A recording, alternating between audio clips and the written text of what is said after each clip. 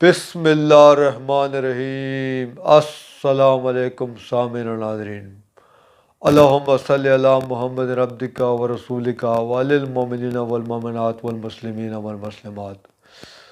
سامعین و ناظرین، آپ اس ویڈیو کو دیکھ رہے ہیں، اس کا مطلب یہ ہے کہ آپ کو ہیلتھ سے متعلق کوئی پرابلم ہے یا پھر آپ کو ہیلتھ سے متعلق معلومات میں دلچسپی ہے۔ تو اگر آپ چاہتے ہیں کہ آپ کو آئندہ بھی اس قسم کی معلوماتی ویڈیوز ملتے رہیں تو پلیز اس چینل کو سبسکرائب کریں۔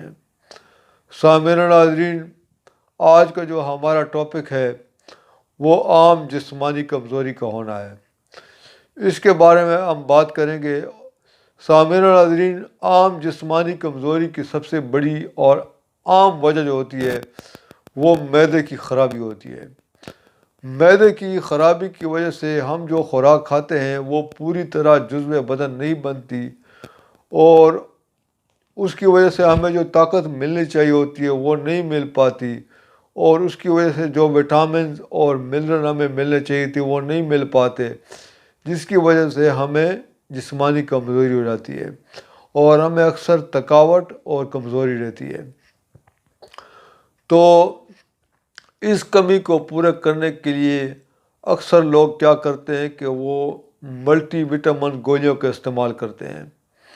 سامعین و ناظرین، اکثر لوگوں کو اس بات کا پتہ نہیں ہے کہ ان گولیوں کی وجہ سے گردوں میں انفیکشن ہو جاتی ہے، کیونکہ ہم لوگ اتنی زیادہ محنت و مشقت نہیں کر پاتے، جس کی وجہ سے گردوں کو اضافی کام کرنا پڑتا ہے، اور یہ جو منرل ہم نے کھائے ہوتے ہیں، وٹامن ہم نے جو گولیوں کی شکل میں کھائے ہوتے ہیں، وہ پوری طرح ہمارے جسم میں جذب نہیں ہوتے، کیونکہ ہمیں اتنے وٹامن اور منرل کی ضرورت نہیں ہوتی۔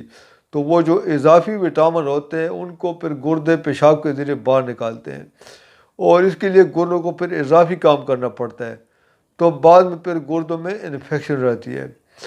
تو اس لیے ان گولیوں کے استعمال سے اجتناب کریں۔ دوسری بات یہ ہے کہ کچھ لوگوں میں معدے کی خرابی نہیں ہوتی، بلکہ ان میں پہلے ہی سے گردوں کی امراض کا شکار ہوتے ہیں وہ، لیکن ان کو پتہ نہیں ہوتا، اور اس کے باوجود وہ طاقت کی دوائیں استعمال کر رہے ہوتے ہیں۔ تو اس کی وجہ سے پھر ان کو مزید پیچیدگیوں کا سامنا کرنا پڑ جاتا ہے، اور بعد میں پھر بہت دیر ہو چکی ہوتی ہے۔ اس کے علاوہ جو اس کی تیسری بڑی وجہ ہے سامعین و ناظرین جسمانی کمزوری کی، وہ ہے پھیپھڑوں کی خرابی۔ پھیپھڑوں کی خرابی کی وجہ سے اکثر جو ہے نا، جو آکسیجن ہمارے جسم کو پہنچنی چاہیے ہوتی ہے وہ نہیں پہنچ پاتی، اور جس کی وجہ سے پھر ہمیں جسمانی کمزوری کا سامنا کرنا پڑتا ہے، کیونکہ آکسیجن ہمارے جسم میں ایک خاص مقدار کی ہمیں ضرورت ہوتی ہے۔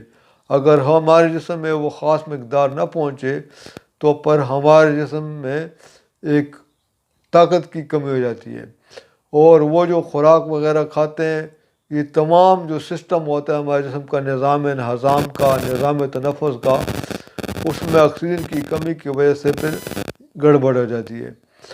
تو سامعین و ناظرین، میری آپ سے گزارش ہے کہ جسمانی کمزوری کے لیے آپ بالکل وٹامن کی گولیاں استعمال مت کریں، اور اپنے پیسے اور وقت کو بچائیں، اور مسئلے کے جو مرض کی اصل وجہ ہے اس کی طرف توجہ دیں، اور آپ ڈاکٹر کے پاس جائیں اور اپنی تشخیص کرائیں کہ اصل میں آپ کو مسئلہ ہے کیا۔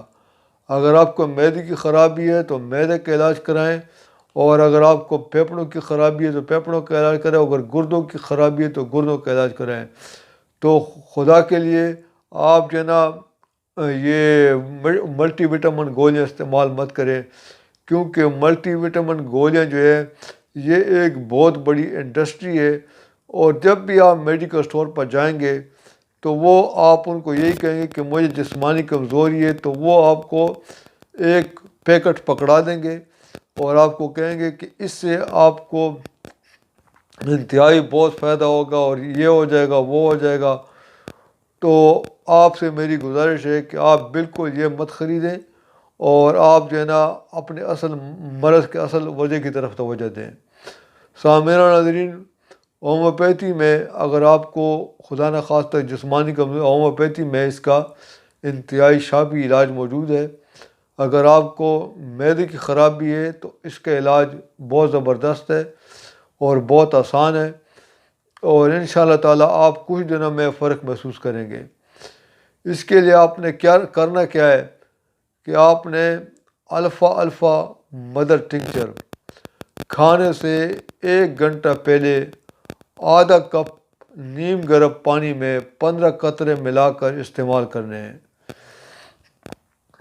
اور اس کے علاوہ کالی فاس 200 میں صبح اور شام استعمال کرنی ہے۔ اس کے بعد جیلسیمیم 200 میں صبح اور شام، یہ 3 دوائیں جو ہیں ان کا استعمال آپ کچھ عرصہ جاری رکھیں، انشاءاللہ تعالیٰ آپ کی جسمانی کمزوریاں ختم ہو جائیں گی۔ اور اس کے علاوہ آپ نے وہ روحانی عمل بالکل نہیں چھوڑنا۔